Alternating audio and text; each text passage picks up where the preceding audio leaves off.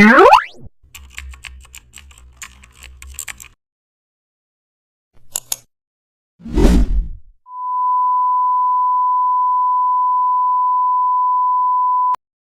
back to the channel. Don't forget to like, share and subscribe for more updates.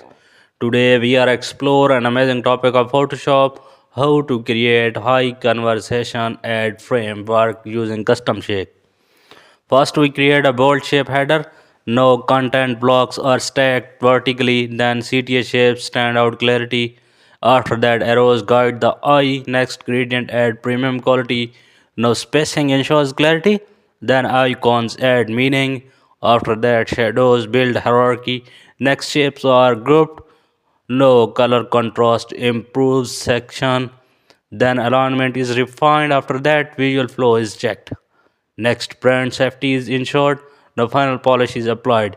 The ad framework converts better. Thanks for